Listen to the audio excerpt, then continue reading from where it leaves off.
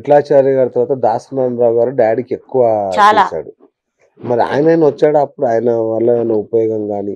Uncle లేరుగా చనిపోయారు కదా అప్పటికే అప్పటికే దాసనారాయణ చనిపోయారా? చనిపోయారు సారీ, రైట్ అంకుల్ రైట్. ఆయన చనిపోయారు ఉండుంటే ఏమన్నా మంచి జరిగేదేమో. అయ్యో అంకుల్ బర్త్డేకి ఎప్పుడు వెళ్ళేవాళ్ళం మేము ఉమ్, నేను డాడీ ఓకే, ముద్దుల బిడ్డ కదా డాడీ అవును.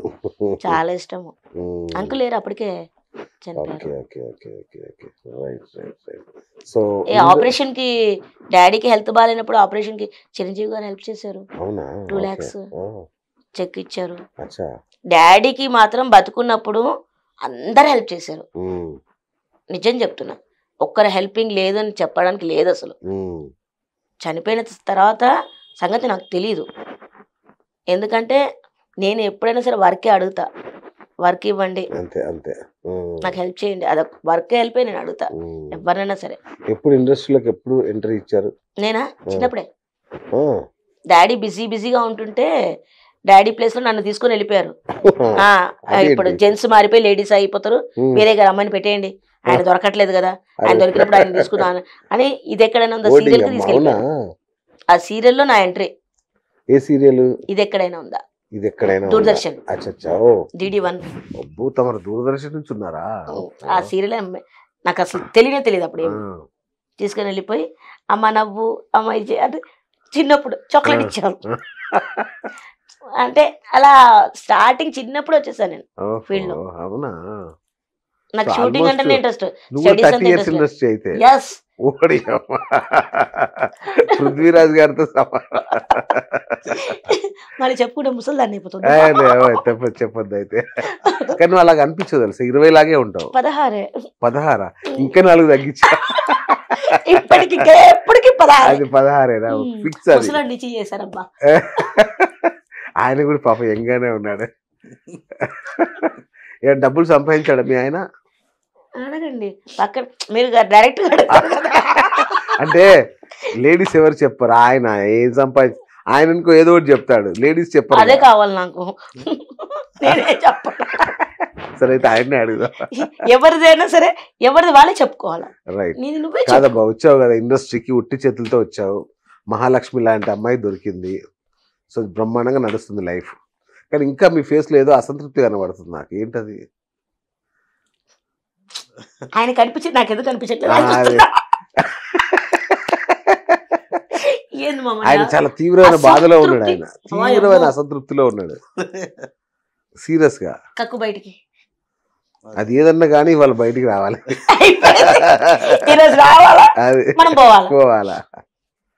చెప్పండి ఏంటి మీ అసంతృప్తి? ఏం లేదు, చాలా రోజుల తర్వాత ఇంటర్వ్యూ ముందర కూర్చున్నా కదా. అసలు ఇంటర్వ్యూస్ ఇవ్వట్లేదు. అవునా? చాలా రోజులు అయిపోయింది. ఓకే. ఎవరికి ఫోన్ చేసినా నిజం చెప్తున్నా ఇక్కడ బుక్ అయ్యాడు అంతే. అంతే.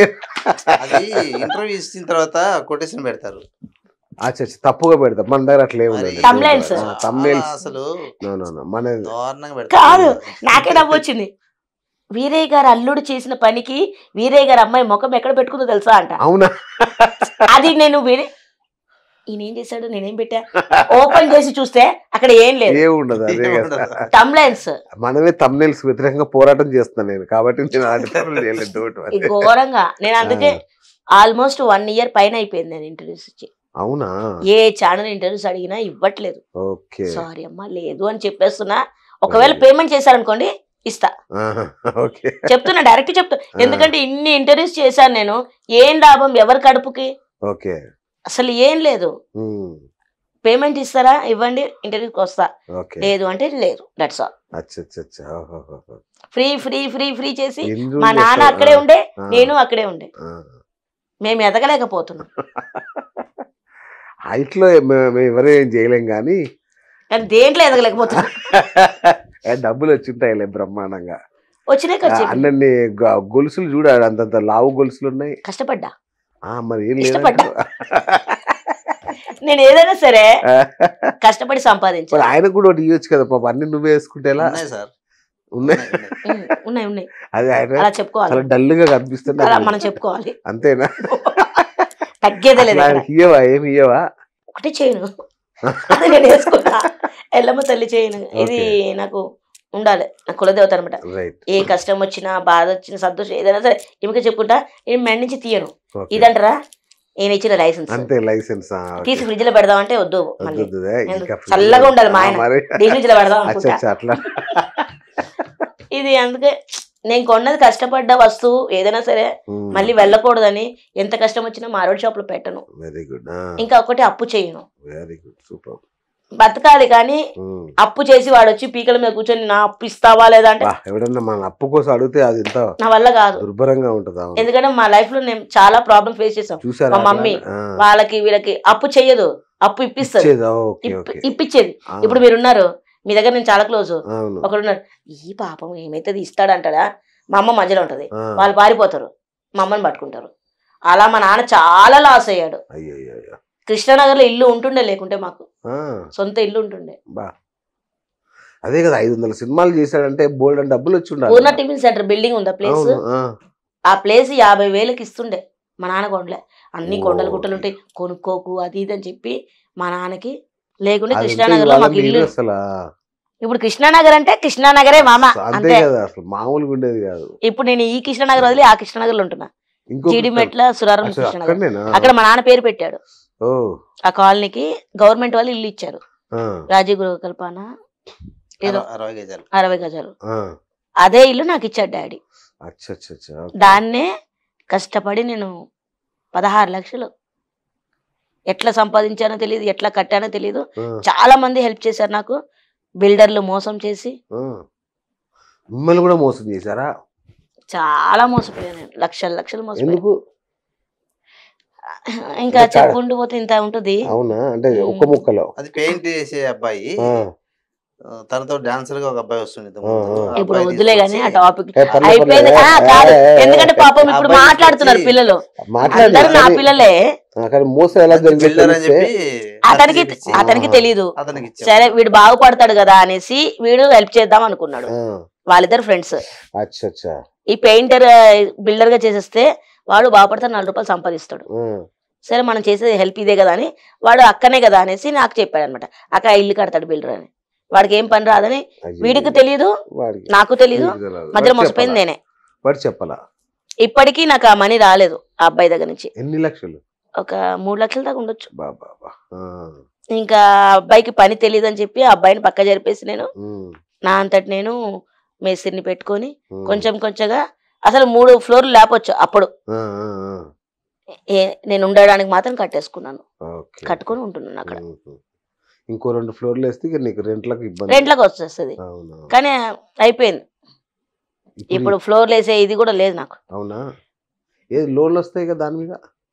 ఇది రిజిస్ట్రేషన్ లేదు కదా, గవర్నమెంట్ ఇది కదా, అది రిజిస్ట్రేషన్ కాదు కాబట్టి రాదు. ప్లస్ అంత కష్టం పడకూడదు, అప్పు చేయకూడదు, ఉన్నప్పుడు కట్టుకుందాం అనేసి వదిలేసాను అంతే. మేము ఉండడానికి ఉంది. ఏం సంపాదించావు అబ్బాయి? 50 కిలోలు బంగారం. 50 కిలోలు కాదే, 40 కిలోలు. 40 కిలోలు. 50 కేజీ తాజ్ మహల్ 50 కూడా కాదు, 40. చెప్పింది బాగా వేసింది కదా, అది నేను చెప్తే బాగా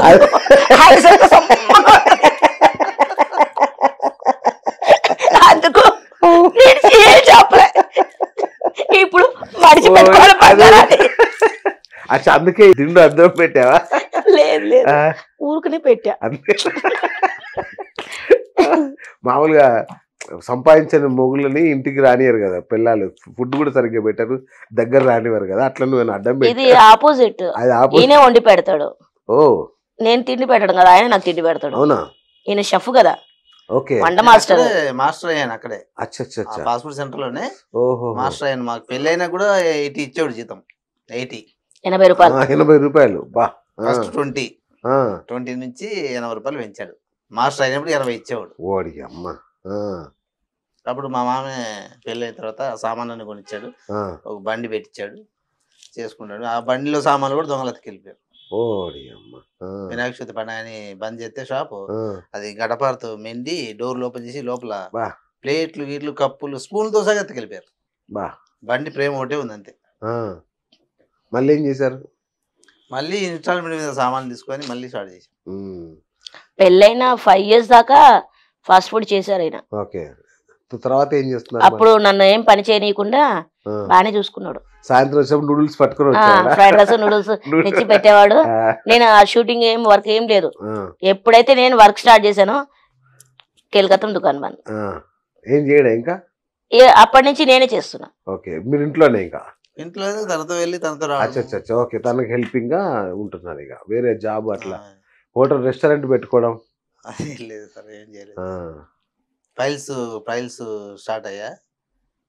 ఇంకా 3 years నుంచి ఫైల్స్ ఆపరేషన్ అయింది, హెల్త్ బాగాలేదు, టోటల్ బెడ్ రెస్ట్. మొహంలో ఒక అది కనిపిస్తుంది, హెల్త్ బాగాలేనట్టు.